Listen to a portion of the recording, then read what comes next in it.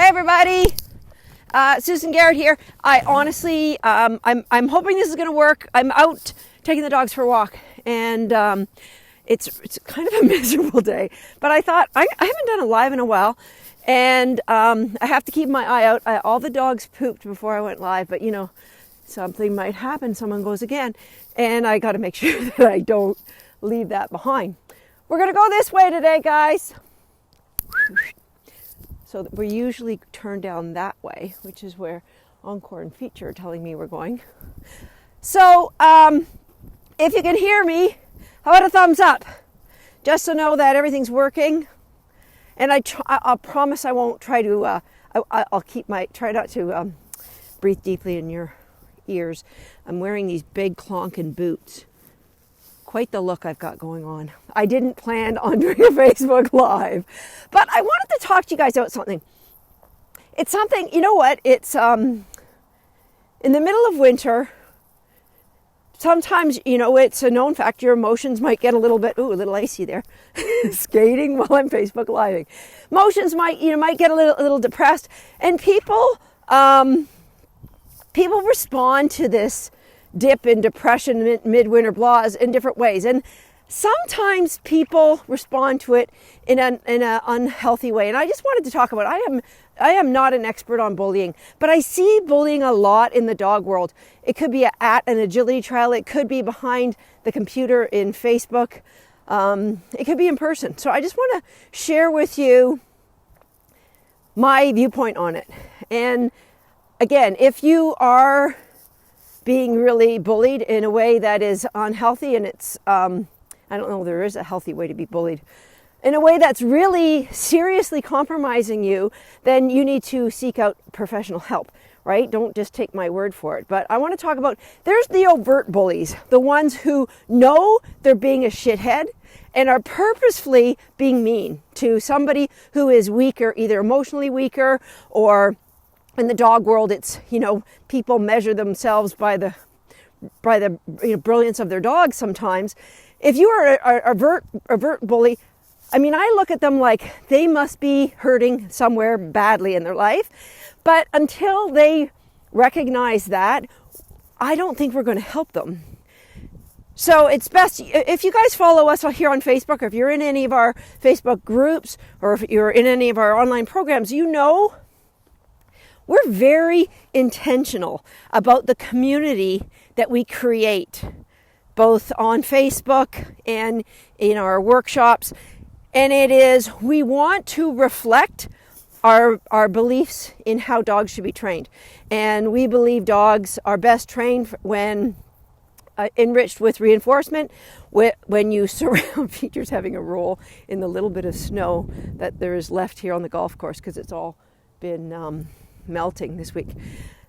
So we want to reflect that in our attitude, and we want to know, we want our people in our community to know that they are safe. And so that's the number one thing when dealing with bullies, is make sure you and your dog are safe. Physically safe, obviously, emotionally safe. That you need to protect yourself, and I'm going to share some of the things that I do for that. Because bullying, none of us are free of it. And a lot of people will bully in a way that makes them feel better. And I look at that as that they're hurting somewhere. And the worst thing you can do is be reactive. Like when somebody is being a dick, if you snap back at them, then they have engaged you. And that's the worst thing that you can do. So here's one of the things that I like to do. Believe it or not, I will pick up the phone. I have done this on Facebook. When the person who is saying something to me in a rude comment is somebody I know, I'll call them on it. I once called somebody in Switzerland because they made a comment that I thought was not congruent with the kind of person I thought they were and the kind of relationship I thought I had with them. I don't recommend that for everybody, but private message sometimes work. Hey, I'd love to talk to you. Can we chat on Facebook Live or not live, but you know, the one-on-one.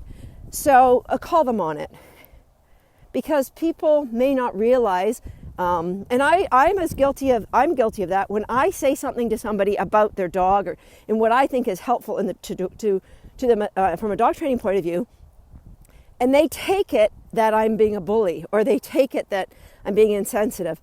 So I would like to respond to that too, that you may think that people are being a bully, but they might be genuinely coming from a place of, I want to be helpful. So the best thing you can do is to be very transparent with your relationships with people and say, hey, here's, private message. Here's the kind of person I thought, here's the kind of relationship I thought we had. Here's the kind of relationship I'd love to have with you. Here's how this comment made me feel. Please check in with me. I'd love to carry on this conversation. A lot of times, especially on Facebook, in the dog world, there's this mentality of shaming, and somebody is bad and let's make them feel bad about themselves. But they don't ever come to the person. One of the things that I like to tell people, if anyone starts a conversation with you, don't tell so-and-so, but you know what? That's passively bullying. If somebody, I've had people come to me, you all know that Linda Orton-Hill and I are good friends, that I remember at a dog show, don't tell Linda, but, and I would just say, hey, if it's something that you don't want Linda to know, if it's something she needs to know, how about you tell her yourself? And if it isn't, I don't want to hear it. Because the waste of time listening to bullshit it's so sandbox, it's so grade 3. So if somebody starts a conversation with, don't tell so-and-so, then you know that it's not going to be a good conversation. Now, sometimes, that it's factual information that they want you to share because they don't have that kind of relationship. But you think about how much time is wasted with people talking about other people in a way that they don't want to, don't tell so-and-so. Well, then they don't tell so-and-so, and they say don't tell so-and-so. And before you know it, there's all this withholding. I remember one time, this was an extreme case of don't tell Susan, was friends of mine, a really good friend of mine was coming to visit. This goes back years ago. Her husband didn't happen to like me. Ta-da, you know what? Can't be everything to everybody. And so she told all of our friends to tell me that she was going to get in town on Friday, but she was really getting in town on Tuesday and wanted to visit with her husband, who didn't like me and didn't want me there. And finally, one of my friends said, I call bullshit on this whole thing. You know what? Susan's our friend. And if your husband doesn't want to deal with that, let's move on. So that's a form of bullying. You think, oh, maybe I'm doing the right thing. I'm trying to make everyone happy. But you know what? It creates this distrust for other people. So be careful of the passive aggressive bullying. If you're an overt bullier, we can't help you. And here's how I suggest that if people have accused you of bullying, look at your actions. And here's what I have found. People who look to serve, people who look to be helpful, and maybe you aren't somebody who's like a high-level dog trainer that people respect, you can serve and be helpful in a different way. When you go to a dog show, you go, here's my goals for my dogs, and here's my goals for the day. I'm going to look to help 3 people. Then you aren't going to get caught in this web. You're going to be too busy, right? And if you feel you've been bullied at a dog show or on Facebook, don't go into what we call the victim loop. Poor me, my life sucks. And then you tell somebody. Because when you tell somebody, guess what? You're drawing them into that web. And you're wasting time. Think of how much time you've wasted sharing a bad experience with somebody. Because every time you share it, you're reliving it for your subconscious. Just like you're visualizing a run that you want to have good. You're reliving that bad experience for yourself. And when you visualize a run that you want to be good, your brain doesn't know the difference between reality and your visualization. I'm sure you've heard that before.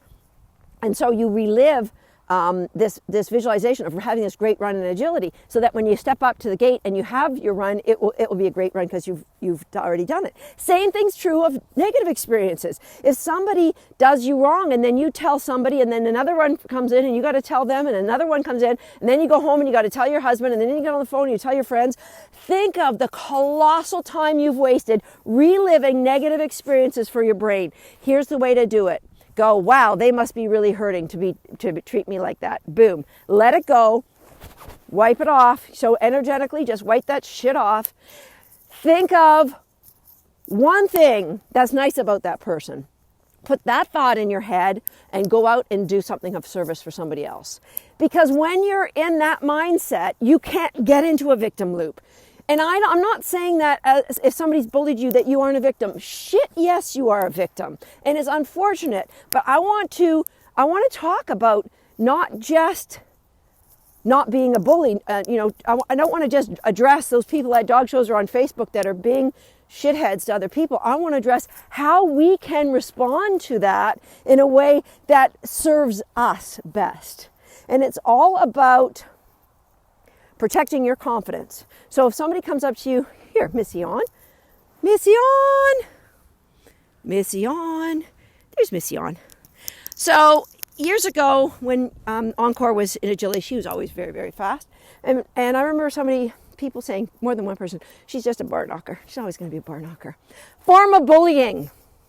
Labeling somebody else's dog. How is that helping them? Now, if you said, hey, I noticed your dog knocks bars to the left.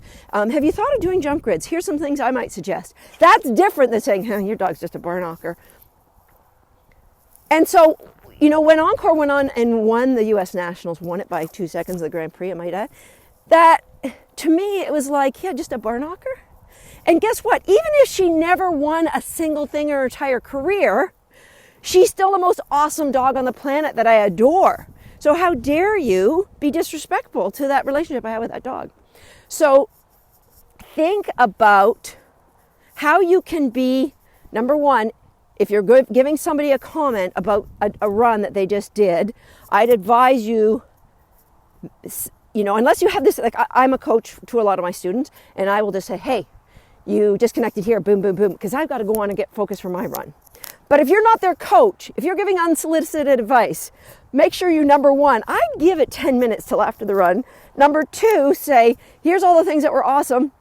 Did you know? And did you want me to, give you some input on that? All right. Yeah, our snow's all gone, but it is cold. It's coming back today.